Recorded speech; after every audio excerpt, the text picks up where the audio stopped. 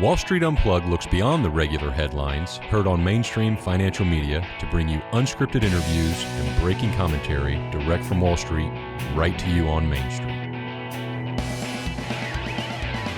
What's going on there? It's November 1st. And I'm Frank Curzio. It's the Wall Street Unplugged podcast where I break down the headlines and tell you what's really moving these markets. You know, I had such a great time last night. Trick-or-treating with my youngest daughter. My oldest is 15. She's never, ever, ever, ever going to trick-or-treat again. She's at that age. No way. I don't do that anymore. I'm too old. Well, she'll eat all the candy from my youngest daughter that she gets. But we trick-or-treat in this really cool neighborhood where, I mean, literally dozens, if not over 100 homes are decorated. And when I say decorated, they go hardcore. I mean, smoke machines, haunted houses, lights everywhere. Beautiful, beautiful.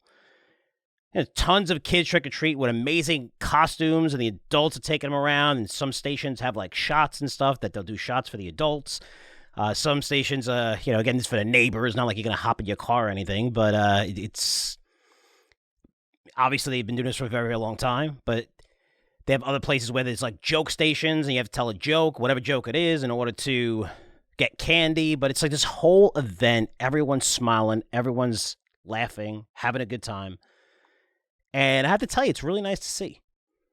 Given that if you turn on any news channels, social media, it's like death. Right? I mean, wars around the country. You're fighting over politics. Stores getting robbed. Dangerous cities. Between the major media stations, social media, it makes you believe that the end of the world is near. I can't tell you how many people. I've been traveling a lot, so I'm seeing people for the first time in a while, like in a couple of years and different conferences and stuff like that. You guys know I talked about all the traveling. I can't tell you how many like end of the world people I speak to.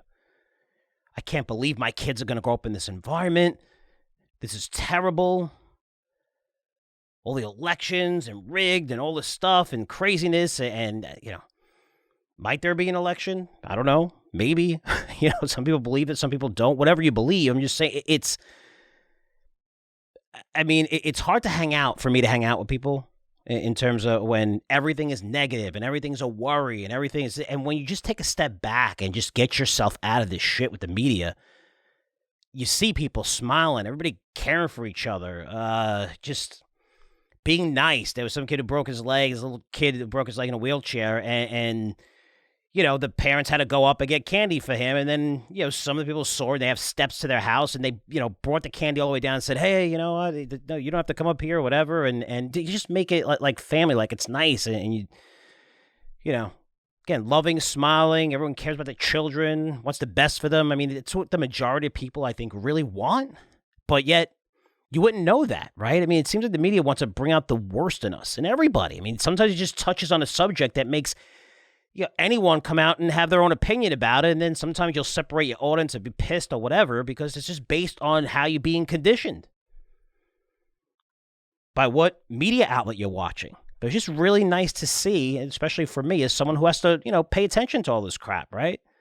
Watch the current events, be able to analyze them, tell you what's BS, how it's going to impact your portfolios, how to make money from it, right? That's my job. I have to do that. Just wish so many people took a step back, especially with their children and their phones and social media. I mean, every time I'm pulling up to someone next to them in a car and they're young, and some of the times they're not even that young, but they're always like every light, they're looking at their phone, looking at their phone, looking at their phone, looking at like every second. It's just, and everything that's being fed to them is usually a negative, right? That's what elicits a response.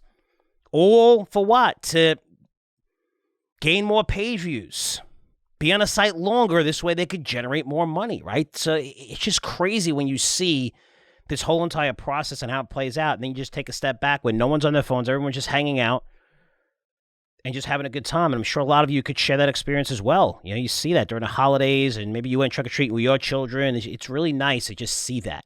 Where even my old neighborhood put up signs where you can't trick-or-treat after 8 p.m. and all these people have their lights off. It's just, man, it's just such a separation that just have a lot of trouble. Just have a lot of trouble believing that that's the way it is. And it really isn't.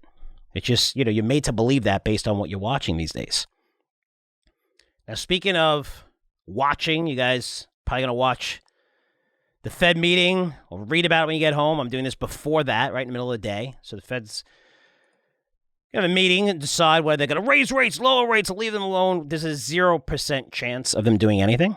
Just saying. 0. I think it actually is close to that, or 1%. So pretty much should be a non-event, and we'll see. They're not going to touch rates, but most expect the Fed to maintain the same tone, which is hawkish, right? Which means that they're going to say, well, inflation's moderating, and we like to see it, but it's not happening fast enough. It's still too high, and based on the data, we could raise rates further.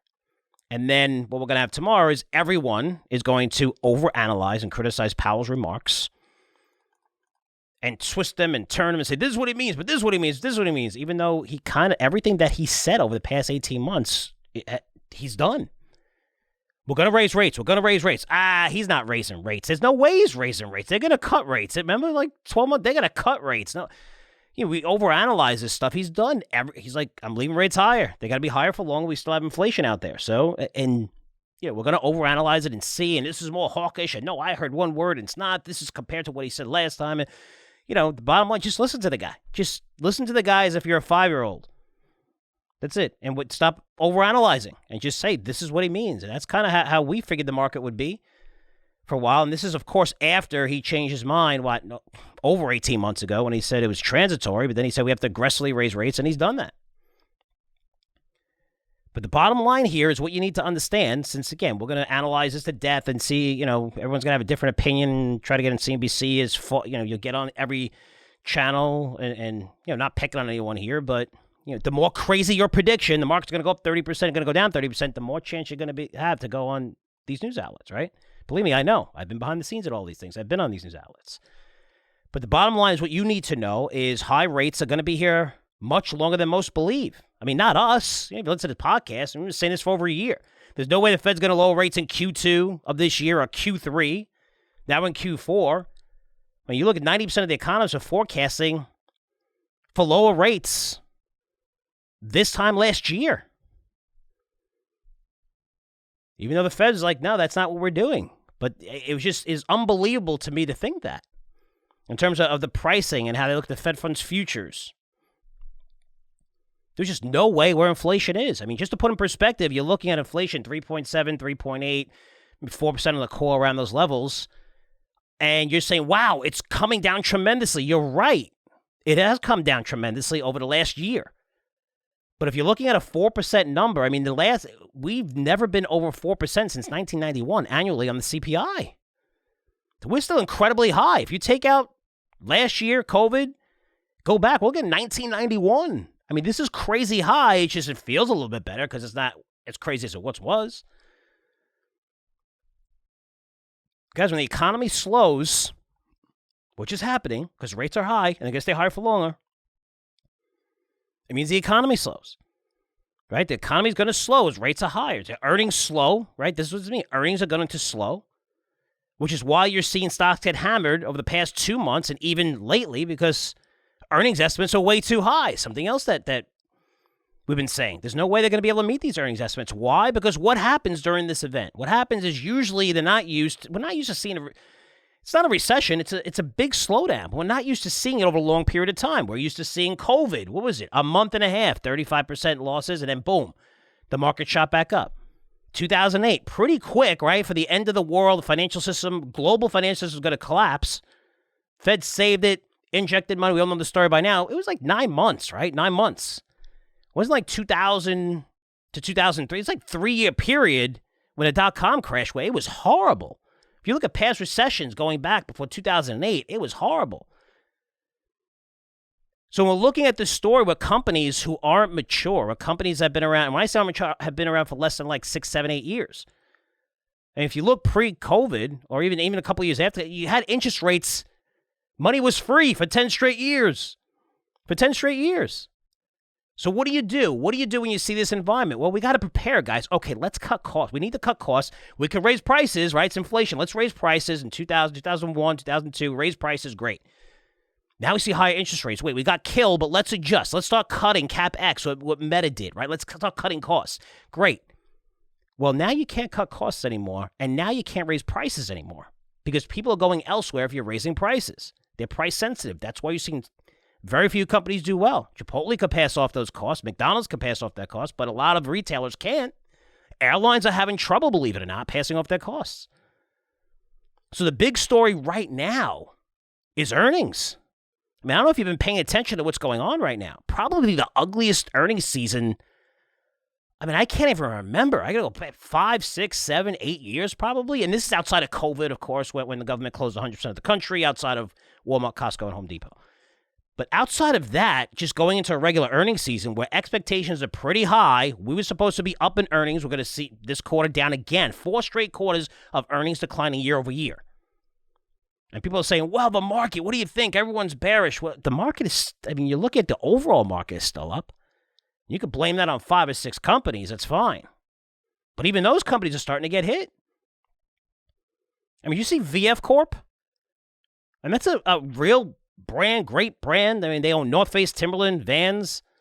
That was even $90 a share in mid-2021. It was around $30 in January 2023 before stocks really took off over that 5-month period.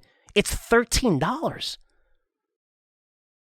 Paycom, cloud, software as a service, HR solutions. Huge growth, cloud, right? In the right industry. Holy cow. This stock was $550 in mid-2021. It was $370 2 months ago. It's $150. Caterpillar, not great results. Company came out and defended it. Stocks went up today after falling yesterday after earnings. It's September. It's September, guys. 2 months ago. $290. It's $230. I mean, AMD, point to a bright spot, up 8% today as of now. I don't know how the market's going to finish with the Fed, stuff like that. We'll see. By the time you listen to this, right now it's up. AMD's up about 8%. This stock fell 10% over the past 3 weeks heading into the quarter. And even a little bit more than that. It's more like 15%. But the move higher is based on positive data center growth and AI and stuff like that. But again, you're looking at a stock where you can say, well, AMD, but still, there's a stock that got nailed over the past 2-3 weeks. I'm not cherry picking names here. I mean, we have, Chipotle was great. Generac was awesome. Train, Eaton. But yeah, most of the earnings have been terrible. We're not used to that. They always beat earnings estimates. But it's not just the earnings, because some of them are coming in a little bit ahead of expected. It's the forecasts. And as a CEO, how do you forecast look at where we've been in the past 6 months. And then one, the consumer's slow. Now it's like, wow, we don't see the consumer coming back. How do you we already cut costs. We already raised prices, which we're having trouble raising prices because we're going to lose business. You can only cut so many employees, which a lot of these companies already did.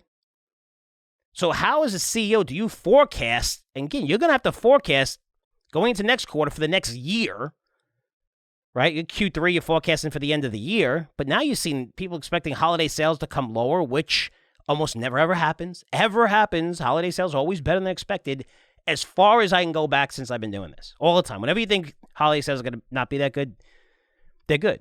And they may be pretty good, not because people are buying more stuff, because prices are still relatively high. It's still much higher than they were last year. Because we still have inflation. Not as high, but we still have inflation. You're buying less but paying more. Just go to the grocery store. I mean, it's not like, oh, you're paying more for the same amount. You're paying more and they're shrinking the product. I forgot the name of the brand that's actually the supermarket brand that's actually putting stickers on it and saying how there's lower, how there's less in the product than usual. Actually, I think that's awesome. I mean, you raise prices, fine, but now you're giving less, right? So you're deceiving people. Not as much cereal in a box, not as much as whatever in these packages. But man, you look at Match Group. Match Group is down 17% today. Estee Lauder is down 16%. And there's more than 60 companies that reported so far. And again, we're still going through earnings season here.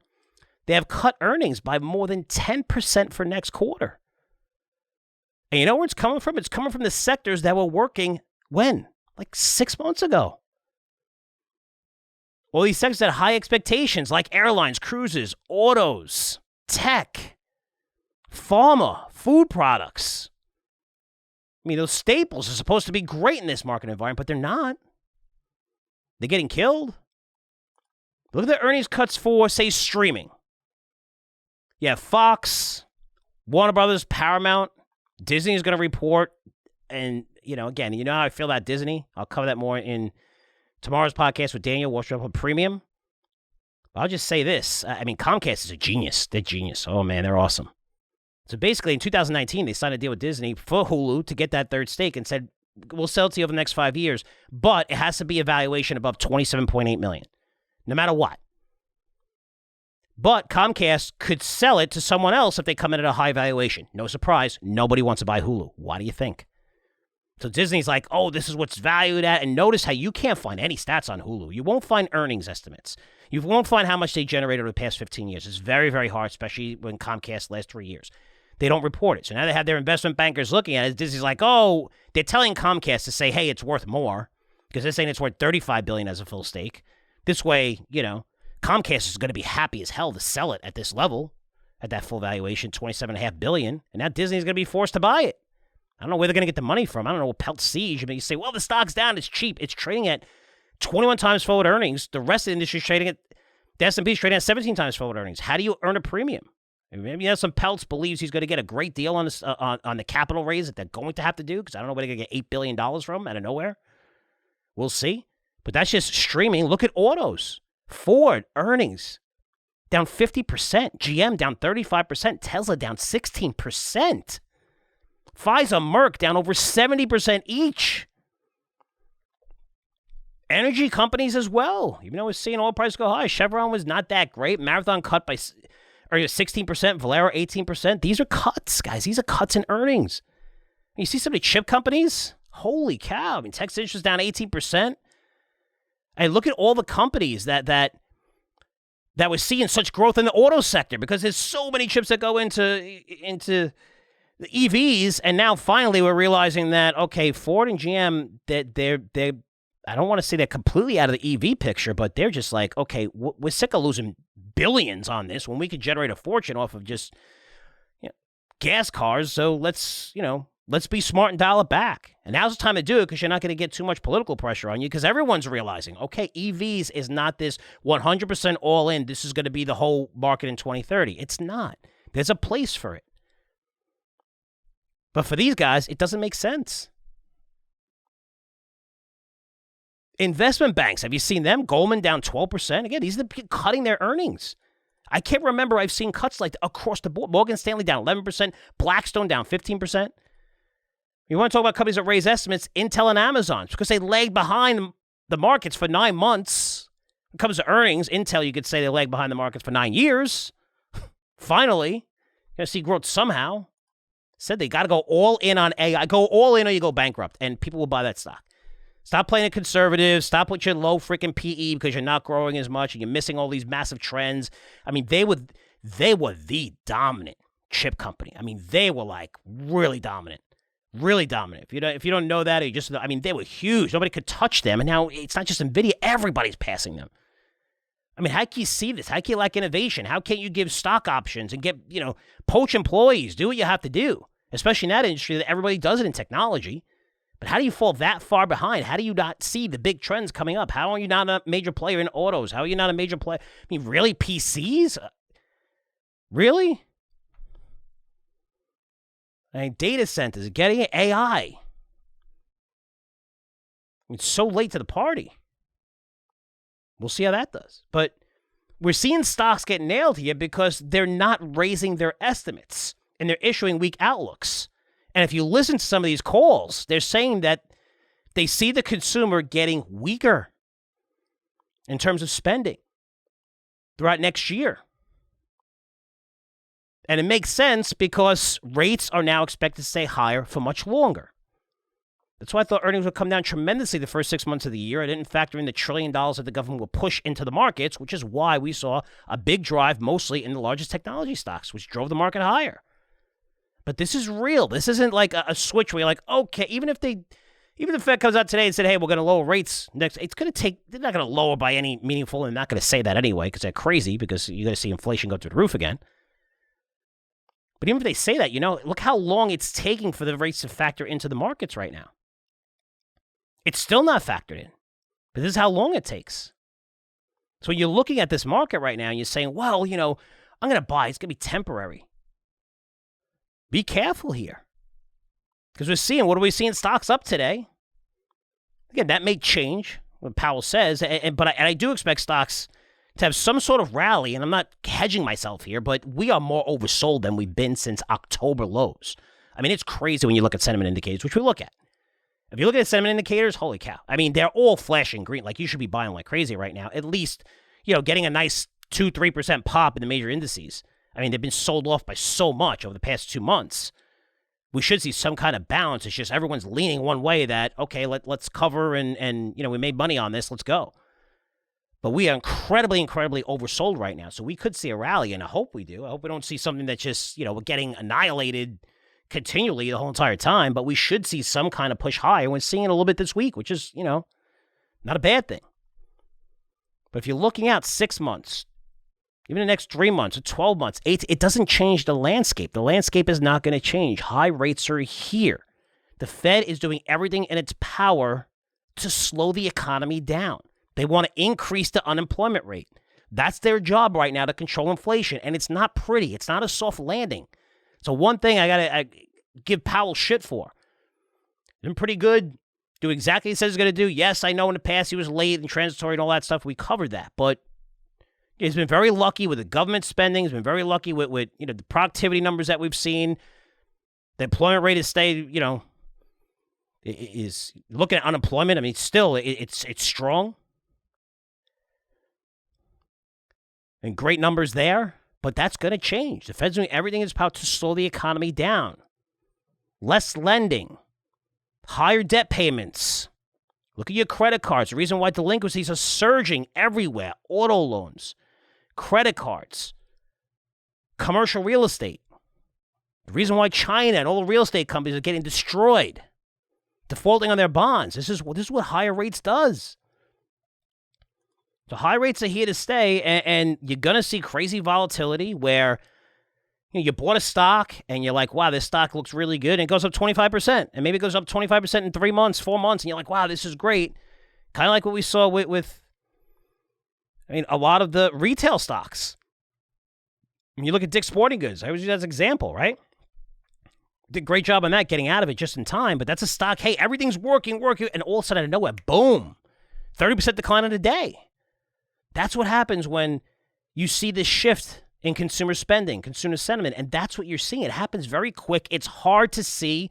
You're looking at numbers, and people look at numbers that happen to be past data, but you talk to your friends, you talk to your family, you talk to people, you talk to mothers and fathers at schools and stuff like that or whatever, you see it.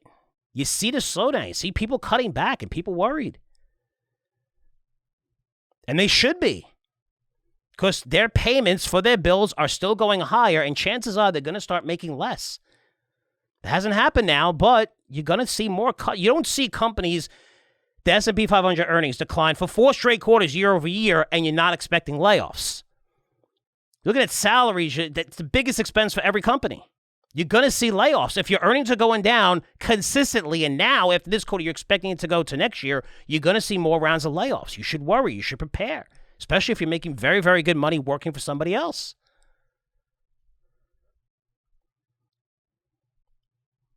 But get used to that crazy volatility where, oh, wow, this is working. I was really good in this industry. And then, boom, out of nowhere, a stock could fall. I mean, get used to it. There's many of the risks in the market, in this market, in today's market, they're not short-term risks. This isn't COVID. This isn't the government injecting money. The government's not there anymore. They can't do that anymore with inflation. That drove the market for 10, 12 years, and especially in 2021 into 2022, especially then. I didn't think they'd continue to spend through 2023, which is why we have our debt levels going to $33 trillion and keep going higher and higher and higher and higher. Was it $1 trillion in interest payments now? Holy cow. $1 trillion in interest, just in interest. How crazy is that? But they're not going away anytime soon. So now they scared the shit out of you. What do you do? Well, here's what makes the most sense to me. How about Bitcoin?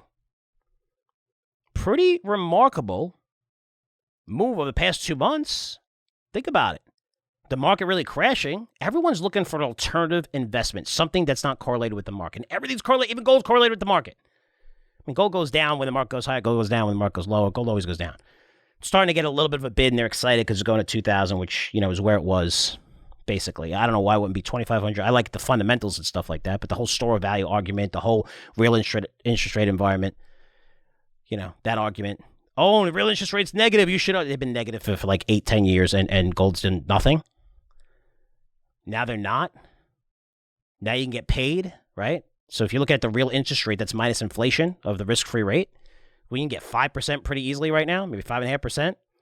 Minus inflation rate of 4%, right now that's 1% is a real interest rate. So why put your money in gold if it's not generating anything and sitting there? And when I'm looking at the markets, something that's not being talked about, this is the first time that I see the markets are getting crushed, where sentiment is terrible, right? Tons of risk, lots of fears, wars going on. And investors are not flooding into treasuries as a safe haven. But yet you're seeing Bitcoin surge. It's up 30% just over the past month. You say, well, why is that? Well, you have ETF approvals coming, right? 90% approval rate that's going to happen by Bloomberg Analytics. BlackRock actually filed for its symbol for its ETF. It's called iShares Bitcoin Trust, and they started raising money for it. And this is BlackRock, $9-10 trillion in management. They don't do this unless it's a guarantee, so it's pretty much a guarantee. Almost 100% certainty. They wouldn't waste their time. Plus, they got great ties to the government. They know it's coming, right? And that brings in a lot of more of these ETFs and Bitcoin ETFs that are coming, right? That's going to bring tens of millions of new people that I won't say were never able to invest, but it's going to make it a lot easier for them to invest in Bitcoin without worrying about wallets and all this other stuff. And a lot of them are going to be able to buy this through their retirement plans for the first time. I mean, looking at the biggest asset managers, if you look at Franklin Templeton, you're looking at Wisdom Tree, right? All the big guys. I mean, trillions and trillions and trillions. And you have ARK, and then, along with BlackRock, Grayscale, all these ETFs are coming. So the biggest asset managers with trillions in asset under management now giving their clients exposure to Bitcoin. And then you have the Bitcoin halving coming up, which is a big deal. If you don't understand, it's a big deal. What it does is it makes it harder for you to earn Bitcoin. And if you put in perspective with, 21 million total, right? So you have a fixed amount of Bitcoin, 75% of it has been produced since 2008. Now you're looking, the rest of it is going to be produced over, 10, 20-year span? I forgot the exact date. I don't know if it's 2040 or 2030, whatever, 2040 I think it is. But because it gets harder, right? So it's called a Bitcoin halving. If you look, it happens every 4 years. I mean, guys, you look at those numbers into the halving, and you really can't deny it.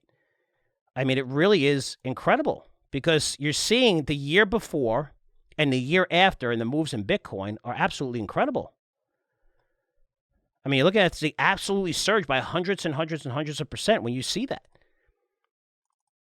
So if you're looking at the halving, which first occurred, so 2012, 2016, right, 2020, and now we have April 24 as the next halving.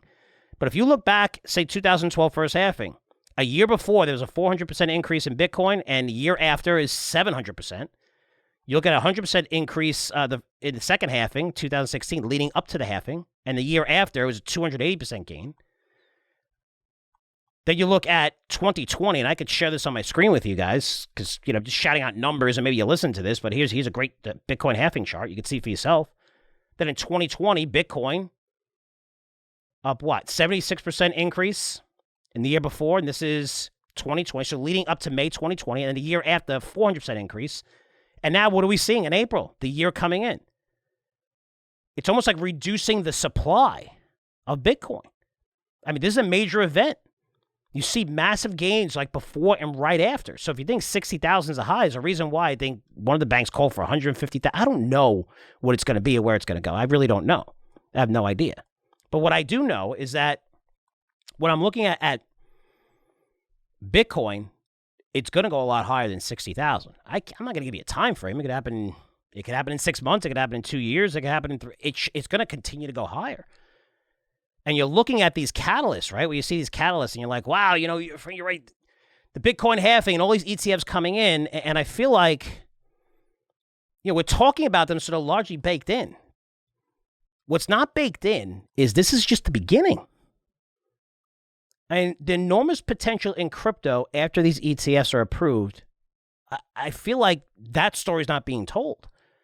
And we have a banking system where our largest banks, our 4 largest banks, again, it's the only industry that you can't penetrate, you can't have a smaller mid-cap bank go into a large-cap bank, right? They won't allow you to do the capital requirements. Like, you can become Facebook and be one of the largest leaders in technology. You could become Tesla and be the dominant player in autos.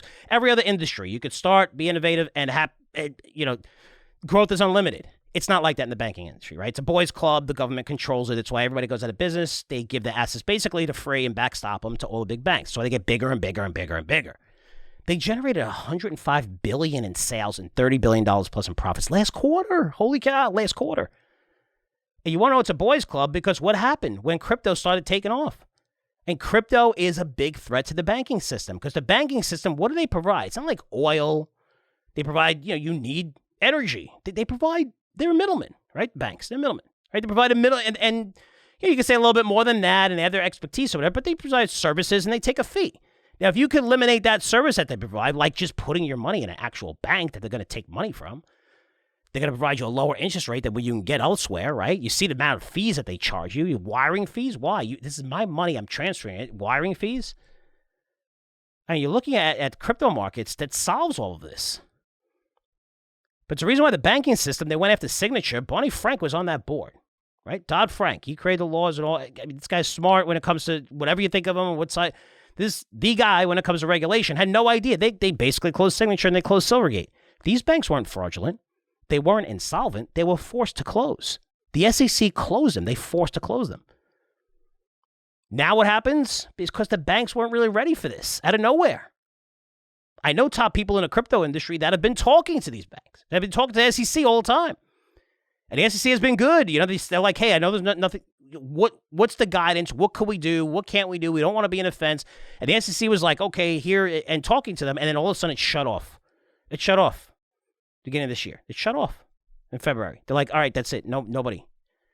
Silvergate, Signature, you can't accept deposits anymore from anyone. And they told the banks, if you do, we're coming after you. You're getting audited. That is true. There's proof points. There's emails. Go dig. I have, because I've been there. They shut down our Bank of America account simply because we made an investment in a metaverse company. We didn't generate, 95% of revenue comes from our business and selling subscriptions. They closed it down and didn't even allow us to talk to them. So no matter what you say, it's closed. That's it. It's not Bank of America. It's the government. But now all of a sudden, what happens? Now you've seen all these banks, look at the news over the past couple of months, launching their own blockchains, tokenizing their assets so they could offer fractional ownership on the more than $270 trillion. And that's just not just one estimate. It's usually between 250 and 300, $270 trillion in real-world assets that are illiquid. And the Financial Times just wrote about this. Financial Times, now look at that coin.cap.io said this, right? This is the Financial Times. So why the smartest businesses are getting into tokenization. And they're forecasting that's going to be a $16 trillion market by 2030. So assuming that's like 10% of the real-world asset market that gets tokenized, it's 10%. And to put that in perspective, at $16 trillion by 2030, the NASDAQ market, right, with the biggest companies in the world, large companies, Microsoft, Tesla, all of them, Amazon, Apple, is at $13 trillion, less than $13 trillion. That's how big this is. And all the banks are going all in. So when people ask me, hey, Frank, what inning are we in when it comes to Bitcoin and crypto? We're in the first inning. It sounds crazy, but we are. And this is the Wi-Fi stage in the internet in 1997. That's what this is. It took 10 years later to launch the iPhone. 10 years later for what? Social media, 4G, cloud, data analytics. And now what do you have on top of that? You throw AI. Analyzing all this stuff, be able to predict, right? Which is the ultimate for companies. I know how much AI is great for individuals like us, but it's great for companies. Productivity, you get to eliminate employees, save tons of money, okay? Yeah, we get to go on and type in, a couple of questions and stuff like that, which is designed for us, right? The reason why you do it for free is because we're the product. I mean, how do you get the most information and know exactly what people want? You give it away for free, and now you have hundreds of millions of people typing in, hey, and it's constantly at speeds, light speeds, learning, analyzing, and you're telling everybody what you want. What do you want to know? That's the greatest thing ever that they did with ChatGPT. Give it away, and everyone could use it. Now we're just going to track all this data, track everything. Awesome. Very, very smart. But this is the Wi-Fi stage. That's where we're on crypto. I mean, the technologies when it comes to digital transfer of payments, you look at Bitcoin, even right now, when you're looking at global transfer of payments for the last 3 years, just saw a chart on this, which is amazing. Bitcoin's like at 15 trillion, which is more than PayPal. It's more than Visa, more than MasterCard. That's now. When you look at open source, what's open source? None of the technology companies want open source. They fear this. It's a major threat to their model because they can't control you. It has the power to crush large tech companies, which is why they'll spend tons of money to avoid it. So this allows you to own your own content, which the internet was supposed to be created for. Media, music royalties, NFTs, art. So we're not just talking about tokenization when it comes to real estate and tokenization of treasuries and bonds. I mean, it's assets all over, but open source allows you to go into the internet where you're not being tracked, where you're not going to Facebook, where they own all the content. YouTube owns all the content. They can cancel you in 2 seconds if they want, which a lot of people experience if you had the wrong opinion on COVID or the presidential election. Goodbye. You're gone. I don't care how credible you are. You're gone. You don't want to take the vaccine? F you. You're gone. You're a nurse. You saw that the vaccine is not good for everyone. You don't want to take it. You lose your job. Bye. You're not wearing a mask, which we know masks do not do anything right now. You're gone. They control everything. That's what they want. That's how they make money. That's how they track you. With open source, you're making the money now. Instead of creating stuff for these major giants, you're creating stuff for yourself. You could sell it. You could rent it, lease it, whatever you want. You're looking at DeFi, disruption, especially in the financial world. Disruption of the entire banking industry. So you're looking at real-world assets being adopted by what? Real-world markets. And I say the world markets because now the U.S. is kind of opening up, getting a little more regulated, which is what you want if you believe in crypto. And the technology that I've seen in crypto is unbelievable. There's a lot of shit, a lot of garbage. But no surprise, all of a sudden out of nowhere, Hong Kong lifting its ban on crypto for retail investors. This is May they published this, and what happened a couple weeks ago? Binance now launching a new crypto exchange there. And all recent news. Look at Europe. They had the Euro blockchain convention, right? And this is a few weeks ago. So this thing started, 2018. They have it like twice a year, mostly out in Barcelona. And in January 22, they had 1,500 attendees. In February 2023, they had 2,500 attendees. That's great, 2,500 attendees. I think that was the record, 2,500 in February. Think about February where crypto was when the markets, crypto was getting annihilated. This past conference that was held a couple of weeks ago, 5,000 attendees, paid attendees, 5,000. Why do you think Europe, Hong Kong, China, why do you think this is happening? The U.S. People say, first inning, really? Really? So this is what's happening. When it comes to crypto innovation in the future, and right now you can buy the best names in crypto, not the garbage. The top 50 names are still down 80, 90%. And that's what they're down. That's what they were trading, 18 months ago when crypto was a lot higher at 60,000. It's like Apple going from, putting that in perspective. It's like Apple going from 100 to 10. So from that level, it can go up 500% and still be trading at a 40% discount to its all-time high? And that's, you look at Bitcoin going high. Is it going to go to 60 grand? Probably going to go a lot higher than that. It's a price point likely to be broken, given the new ETFs, the Bitcoin halving coming up, tens of millions of new people having access to this. But you can't just look at, Bitcoin ETFs are coming. The Bitcoin halving is coming. That's going to result in there's a lot of big name companies and asset managers launching in the works with Ethereum ETFs. That's the beginning. Everything filters down. The company has been analyzed for 5 years. I mean, they're incredible technology. That's why I'm like, man, just regulate this industry. These people want a regulated industry because they're doing things right. And why is there a whole, just push to really, crap on crypto? Even the Wall Street Journal published an article how, due to crypto, it's funding Hamas and all this bullshit. They were forced to retract that because a lot of people, Bitcoin, a lot of smart people came out and said that's BS and had proof. And Wall Street Journal said, well, okay, we're going to retract that. I think the New York Times ran it. They didn't retract it. Why? Why is that? Why does everybody want to see crypto fail when it's something that's going to benefit the people and be cheaper for the people? Why? Because the banking institution, that's the real institution. That's the institution. That's the boys club. That's what really runs the world. You don't want to get disrupted unless you're ready for it, and the banks are finally ready for it. That's why they're launching their own blockchains. They can communicate with each other now, transfer payments, and they're launching tokenized assets.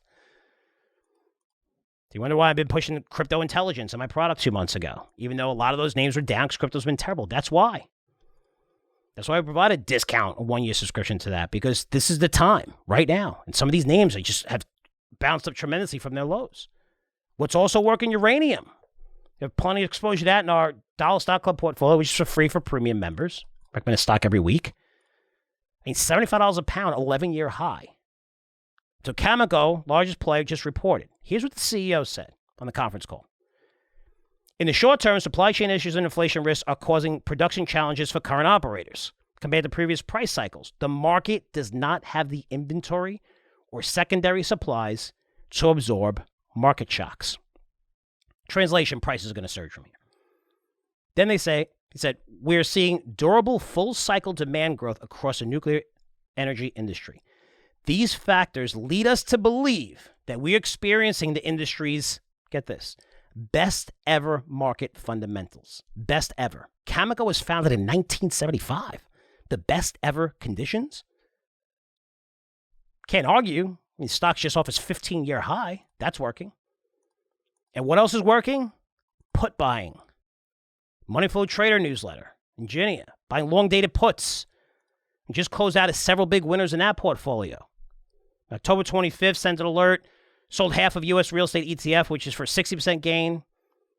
Sold half position for Roku, and that put for another 50% gain, and a half of Wayfair put for a 90% gain. And the next day, put option on Spider's S&P 500, Virginia. She took a 50% gain in a week. Okay, these gains alone paid for the product for the next several years. So this is why you hear me pounding the table to protect yourself in the market. Not go short. You will get wrecked going short, guys. Going short, I mean, just the timing. And if I went short the market, I would got annihilated. And that's what I probably would have did 20 years ago without experience, because I thought the market was going to come down the first 5 months of the year, 6 months of the year. But it didn't. But it didn't really hurt us. Because when you short, instead of shorting, you're hedging like 3 to 5% of your total portfolio. That's it. You can only lose the amount of money you put into these puts. So when you look at the first 5 months of 2023, the markets went straight up. Okay, you lost 5% of your portfolio. You know what? But you probably did great with all your long positions and easily covered that. The S&P 500 was up, 15%. NASDAQ surged 30% before pulling back in the past couple months. You did okay. But now look. And you see the next 12 months, I mean, what do you expect happening over the next 12 months? Do you see rates going much lower over that time frame? Do you? Do you see the wars in Ukraine, Israel ending anytime soon? Do you? Do you see earnings per share getting much better after most that reported are cutting their guidance? I mean, that drives share prices usually without the government, and that's not there either. So those are the things that are working. And for us, what we did over 2 months ago, which I think is an incredible service, set up a VIP team.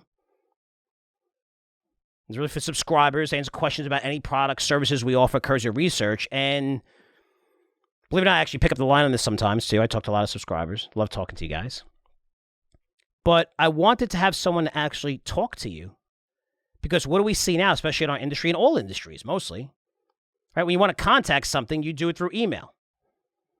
And it's not personal. In times like this, you want to learn about our products and services, how you can get the most out of them. For subscribers you subscribe to some of our products. Now we go to discounted prices, offer bundle deals for you guys, right? And those people, again, who have current subscriptions. But that number, which I'll probably only give on our premium podcast, I'm going to give it to you now. It's 888-287-9461. Write it down.